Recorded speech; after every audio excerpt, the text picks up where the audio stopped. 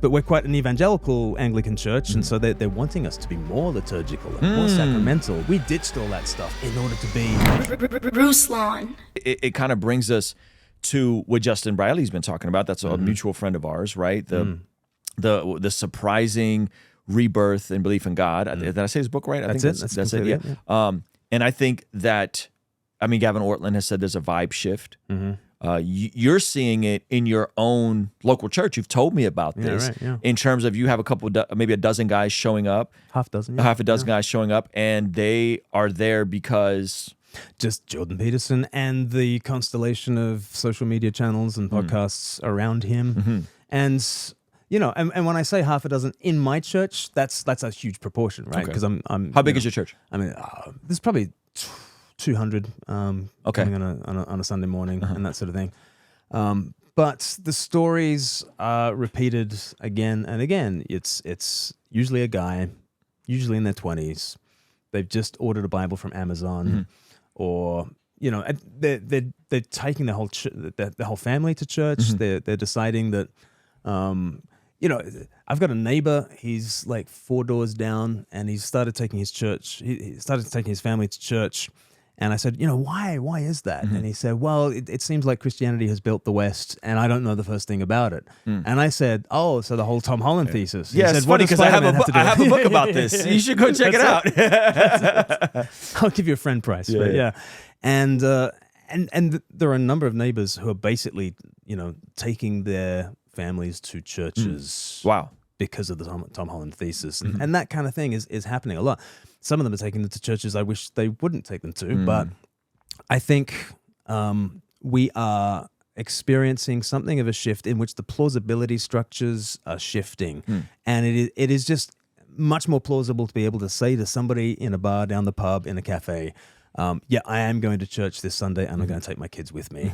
And people are like, oh, yeah, I've been meaning to do that. That is now the reaction, as opposed to you're doing what? What's going on with that? And so people are coming and they're wanting something that is deep and rich and old and challenging and wise and sane and grounded because the culture wars are swirling around.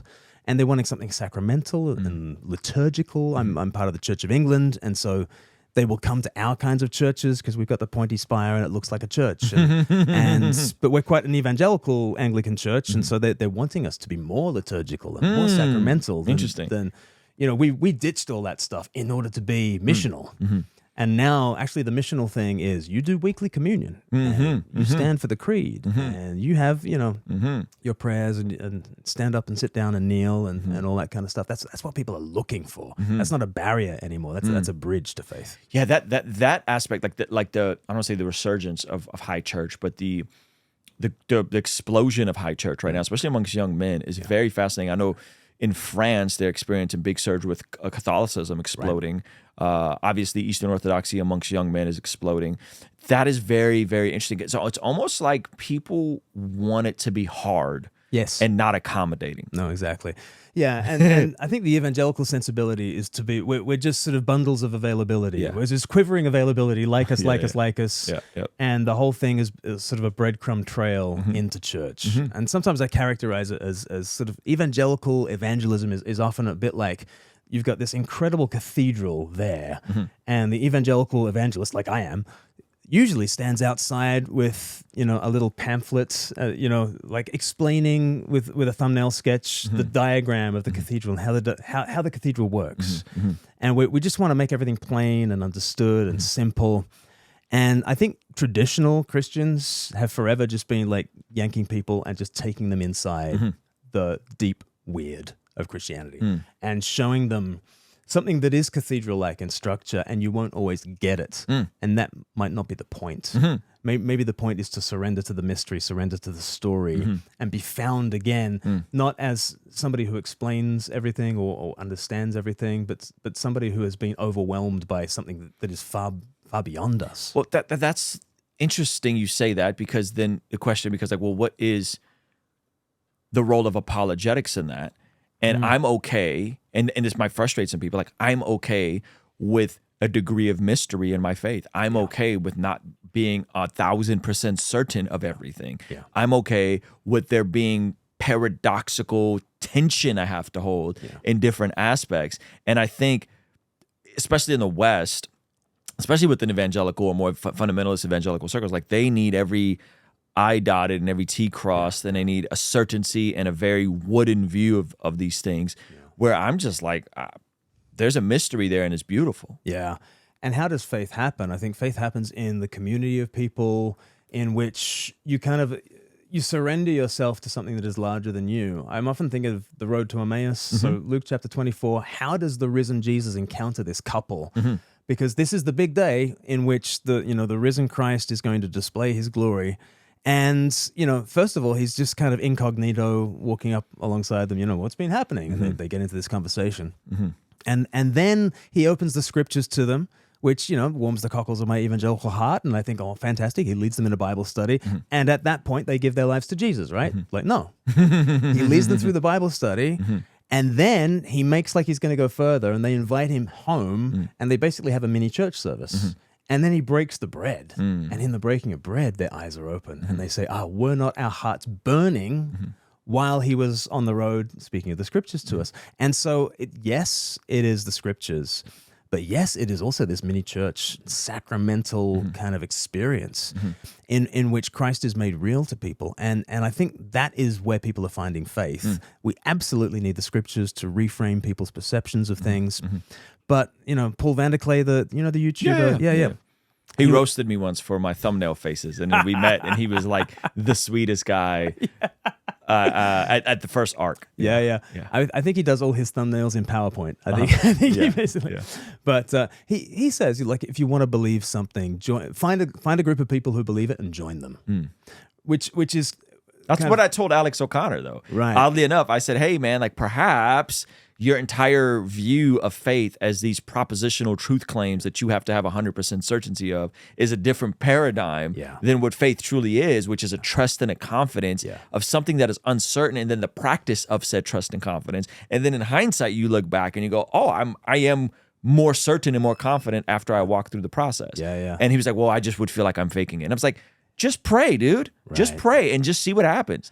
Well, I feel like I would fake. I feel like I would be testing God, and that wouldn't be fair. And I'm like, nah, man. Like many of us attended church or stepped into a service or something so without having all of the answers, and just said, I'm gonna give this a little bit of trust and a little bit of faith and see what happens. It's such a faulty view of faith to see.